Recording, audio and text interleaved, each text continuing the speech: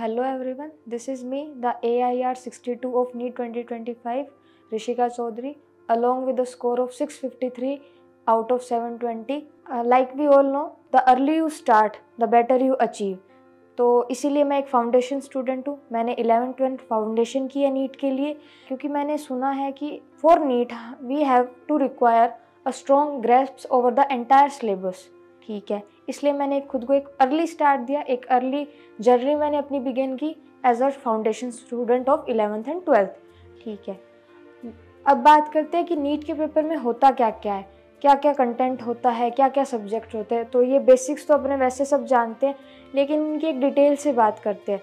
जैसे कि नीट में 3 सब्जेक्ट्स होते हैं, physics, chemistry and bio. Physics the most fearsome yet the interesting subject. इसमें आपको क्या चाहिए, आपको इसमें चाहिए concept building with a high priority to question practice. जितनी ज़्यादा क्वेश्चन प्रैक्टिस उतनी ज़्यादा आपकी पकड़ होगी फिजिक्स पे. ठीक है, अब बात करते हैं एक मीडियोकर सब्जेक्ट की, केमिस्ट्री, जो कॉम्बिनेशन है. वहाँ पे कंसेप्ट भी हैं बिल्डिंग के लिए, वहाँ पे फैक्ट्स भी हैं मेमोराइज करने के लिए. तो उसको ट्रीट अच्छे से किया जाए, उसको उसके अकॉर्डिंग ट्रीट किया जाए. जहाँ पे फैक्ट्स हैं उनको याद रखें, जहाँ पे कॉन्सेप्ट्स हैं उनको समझें, उनको बिल्ड करें. अब biology the most part of the NEET का 50% ऑफ द स्कोर बायो पे डिपेंड करता है. मेजरली बायो अपनी मेमोराइजिंग पावर को टेस्ट करती है. तो इसको स्ट्रॉन्ग करने का सबसे बेस्ट तरीका यही है, इसको आप मल्टीपल टाइम रिवाइज करें, मल्टीपल टाइम पढ़ें, उतना बढ़िया रहेगा. अब ये तो बेसिक्स हो गई कि अगर आप सिलेक्शन करना है तो किन किन सब्जेक्ट्स को कैसे कैसे ट्रीट किया जाए. लेकिन अगर आप अपनी बात करें, अगर आपको एक अच्छी रैंक लेनी है, आप डिटरमाइंड हो कि हाँ सिलेक्शन आई कैन एक्वायर, लेकिन अब बात करते हैं रैंक की, एक अच्छी रैंक की. तो उसके लिए आप क्या करो, उसके लिए कुछ एडिशनल स्टेप्स हैं, कुछ एडिशंस हैं जो बेसिक से थोड़े से अलग हैं.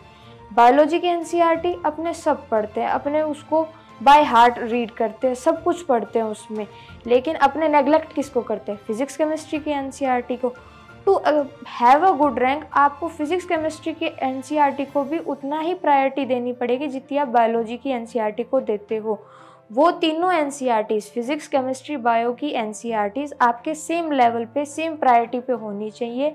उनको आप पूरा पढ़ें, अच्छे से पढ़ें.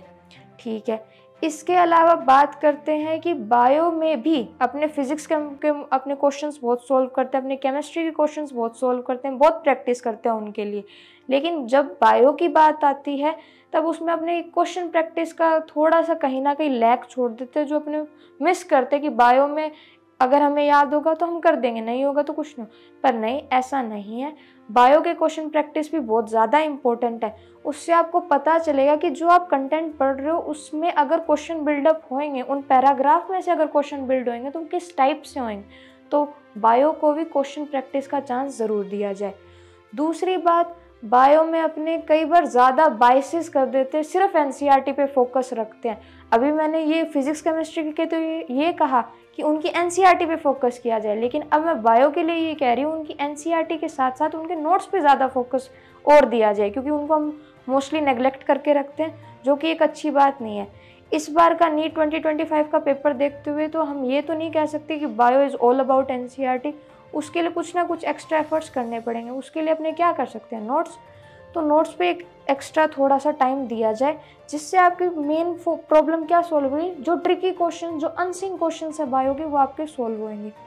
अब जो कॉमन डिफ़िकल्टीज़, मिस्टेक्स अपने करते हैं, उनके माइल्ड सॉल्यूशंस के साथ उसको देखा जाता है. पहला होता है कि अपने एक पेपर देने जा रहे हैं, अपने एक मॉक टेस्ट देने जा रहे हैं, उसमें अपने को कॉन्फिडेंस नहीं आ पाता, क्योंकि अपने को ऐसा फील आता है अपनी तैयारी नहीं है. वो क्यों नहीं है, क्योंकि अपनों ने सिलेबस कहीं ना कहीं लेट शुरू किया था. तो उसके लिए सॉल्यूशन, सबसे सिंपल सॉल्यूशन, स्टार्ट अर्ली. जितना जल्दी आप अपना सिलेबस शुरू कर सकते हो उसको करो, और फिर आपको कॉन्फिडेंस अपने आप आएगा, क्योंकि सिलेबस आपका कंप्लीट होएगा. आप पेपर से पहले अपना सिलेबस कंप्लीट करके जाओगे. तो start the syllabus as much early as you can. ठीक है, दूसरी बात आती है कि आप स्टक हैं, you are stuck at a particular mock test score. तो ये बहुत सी कॉमन दिक्कत आती है कि स्कोर आ रहा है, अच्छा आ रहा है, लेकिन वो बढ़ नहीं रहा. तो इसकी दिक्कत होती है कि आप कांस्टेंट हो जाते हो अपनी एफर्ट्स में, अपने स्टडी रूटीन में, आप उसको इंक्रीज़ नहीं करते. एफर्ट्स कम नहीं हो रहे, बहुत अच्छी बात है, लेकिन कांस्टेंट भी एक टाइम पे अच्छा नहीं लगता. तो day by day mild increase आपके एफर्ट्स में होना चाहिए। आपके स्टडी रूटीन में एफर्ट्स का इंक्रीमेंट हमेशा जारी रहना चाहिए, जिससे आपका स्कोर इम्प्रूवमेंट भी हमेशा कंटिन्यू रहेगा। दूसरा आता है अपने करंट को रुइन करना, क्योंकि आपके बैकलॉग्स हैं। बैकलॉग्स हर किसी के होते हैं, तो लेकिन अपनी करंट प्रायोरिटी क्या होनी चाहिए? जो हमारा करंट टॉपिक है which is running in the class, वो आपकी अटमोस्ट प्रायोरिटी होना चाहिए। उसके साथ कॉम्प्रोमाइज़ करना तो यही है, आप अपने बैकलॉग को बढ़ा रहे हो, कुछ नहीं कर रहे। तो अपना करंट टॉपिक प्रायोरिटाइज करें। बैकलॉग्स के लिए हम सभी को रिवीजन टाइम मिलता है, उसमें वो सॉर्ट आउट हो जाएंगे, ठीक है। लास्ट को सबसे मेन डिफ़िकल्टी, सबसे मेन गलती जो मैंने भी कभी की होगी, मिस्टेक्स को सीरियसली ना लेना। पेपर अपने सब दे के आते हैं, पेपर के साथ अपने कॉम्प्रोमाइज़ नहीं करते कि पेपर दे के आएंगे, मॉक टेस्ट देंगे, लेकिन अपने गलती क्या करते हैं? अपने मिस्टेक्स नहीं फॉलो करते। जो अपने गलतियां कर चुके उसको अपने ध्यान में नहीं देते। तो अपनी मिस्टेक्स को प्रॉपरली ट्रीट करो, उनके रीजंस के साथ उनको एनालिसिस करो। आप रॉन्ग क्वेश्चन को एनालिसिस करते हो, बल्कि आपको क्या करना चाहिए? आप मिस्टेक्स को एनालिसिस करो उनके रीजंस के साथ, और ट्राई करो कि आप उनको रिपीट ना करो। ये मेरी जर्नी के बेसिक से पॉइंट है, जो गलतियाँ शायद तक मैंने कभी करी थी और उनको सॉर्ट आउट भी खुद ही करना पड़ा एट द एंड। बाकी इनको ध्यान रखें and rest. All the best for NEET 2026।